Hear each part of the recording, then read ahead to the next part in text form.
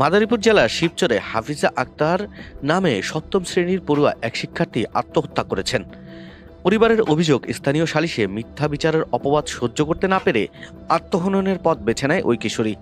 গতকাল বৃহস্পতিবার রাতে উপজেলার দত্তপাড়া ইউনিয়নের ৬ নম্বর ওয়ার্ডের হাজী কাইমুদ্দিন শিকদার কান্দি এলাকায় এ মর্মান্তিক ঘটনা ঘটে।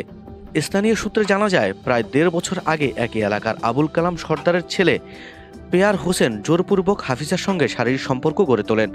এতে অন্তঃসত্ত্বা হয়ে পড়েন হাফিজা।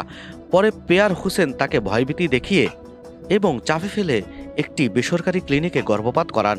সাম্প্রতিক সময়ে পেয়ার হোসেন আবারও হাফিজাকে বিরক্ত করতে শুরু করেন, প্রায় তার ঘরে ঢুকে শারীরিকভাবে হেনস্থা করতেন।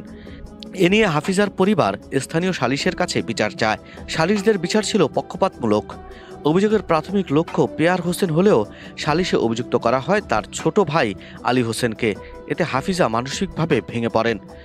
গতকাল রাতে বাড়ির লোকজন পাশের একটি পিকনিকে ব্যস্ত থাকার সময় হাফিজা ঘরের সিলিংয়ের কাঠে রশি ঝুলিয়ে আত্মহত্যা করেন। দরজা জানালা বন্ধ থেকে বড় ভাই জানালা ভেঙে ঢুকলে হাফিজার ঝুলন্ত মৃতদেহ দেখতে পান। স্থানীয়রা এসে মেয়েটিকে নামানোর আগেই তিনি মারা যান। হাফিজার বড় ভাই নাসির মোল্লা বলেন, মিথ্যা সালিশের কারণেই আমার বোন মারা গেছে। যদি সালিশটি সঠিকভাবে হতো তাহলে সে আজ বেঁচে থাকতো। আমি আমার বোনের মৃত্যুর ন্যায় বিচার চাই। মেয়েটির মৃত্যুর পর পেয়ার হোসেনের পরিবারের সদস্যরা পলাতক রয়েছেন।